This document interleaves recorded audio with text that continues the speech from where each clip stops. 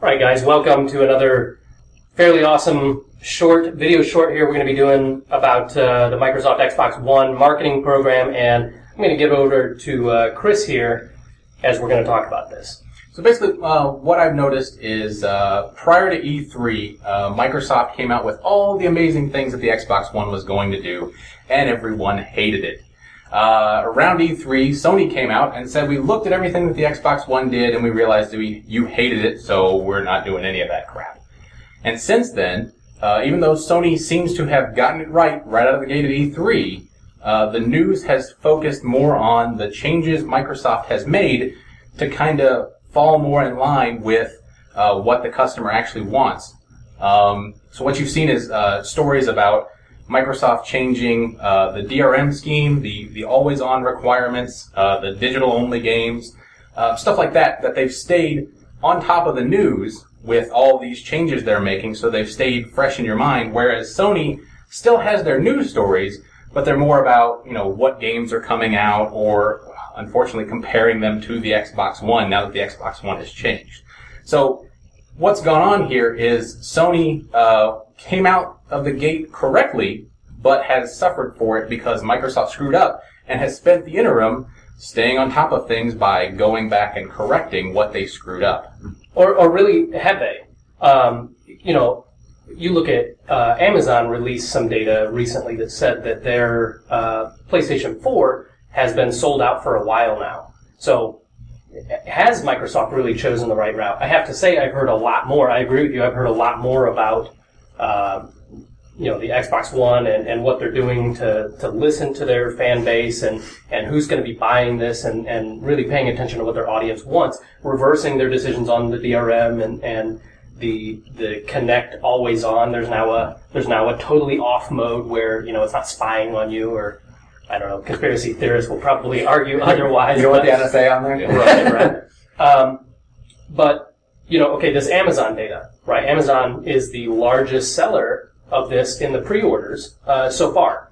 No numbers have been released, though, because it's not authorized by Sony, right? And if you go on Amazon and you look at consoles, you'll see this. You'll see that the PS4 is actually like 2 or 3 notches above the Xbox One in terms of sales in 2013. The pre-orders. So that's the only thing you can get from those two consoles. So you can see it's a good margin above.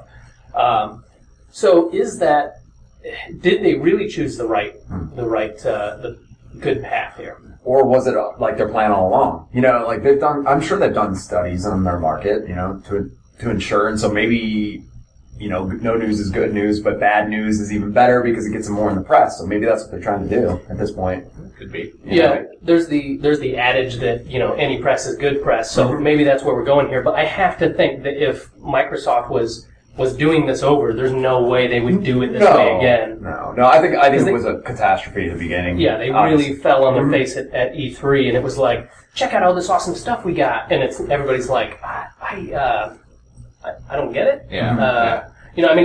To me, it looks good. The features, hardware-wise, are good.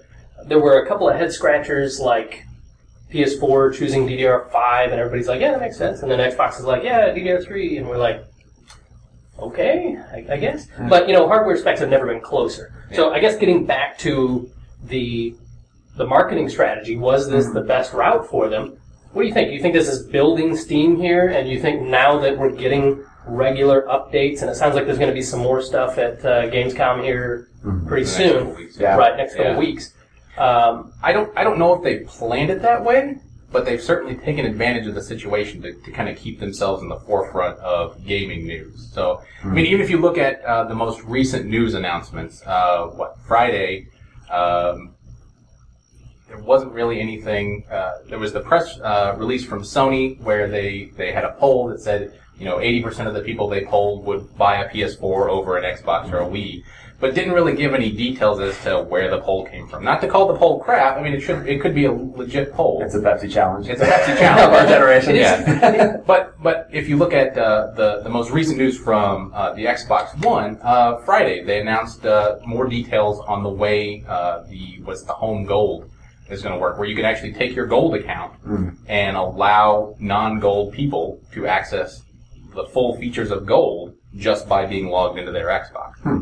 So, and it's, And then you got the unboxing by Major Nelson that they reversed their decision on the headset. Right. It's kind of a minor victory, right? I mean, because people were worried about, okay, I believe that the Kinect can pick me up and get my voice and everything, but I don't want my mom in the background hearing, how many dudes she slept with while I play Battlefield 3. Yeah, absolutely. So. Yeah. Some of that stuff is very minor victories. I mean, what did it cost them to put a headset in there? Probably smart decisions to do this stuff. So, who knows? So going forward, what would you guys want to see though? I mean, what would get? I know you probably are. You guys going to purchase an Xbox One on day one, or still on the fence? Yeah. I don't know. I mean, it's definitely become a little more. Whatever the word I'm looking for is. Right, okay, so I think, for me, I am at least committed at this point to go Xbox One. Not trying to plug it, but I run a racing league, and there's just too much there for me to, I can't just switch it over to Gran Turismo. We run on Forza, so, for me, it is a definite I'm going with it. Now, the question I had is this past gen, I owned all of them. I had a Wii, I had the Xbox 360, and I had the PlayStation 3. And by far, the Xbox 360 got the most use. But that doesn't necessarily mean that it was the best hardware. Was what a lot of my friends had. So, and that seems to be the common theme, that's you play where your friends are. I think that's going to make a big difference depending on, influencing, what consoles get bought is what your friends are buying. Now, here's the other thing. They still haven't changed their pricing scheme, and they're still using one SKU for this. Yes. Right? So the one SKU has the Kinect still bundled with it. Right. And it's an even more advanced Kinect. Some people have estimated that it bumps the price up maybe even the $100 gap that we've got between Sony at $399 and Xbox One at $499. Yeah. So, is that if they came out with a pure or core, version of it, or just maybe made the other one pro or whatever, would that help? I mean, we're coming into a holiday season, and the vast majority of consoles that get sold are parents buying them for their kids. Exactly. Right? Yeah. So at $100 difference for pretty much the same hardware. Right. They're probably, that's the problem, is they're probably selling it at cost or taking a bath on it at this point just to get to that price structure. But they probably figure that, to drop the Kinect or something is just, they're going to lose even more money in hardware. They're probably trying to make that back up. Plus they're pushing it. It's the one last thing they've got. Yeah. That's their, bastion of their new improvements. Right.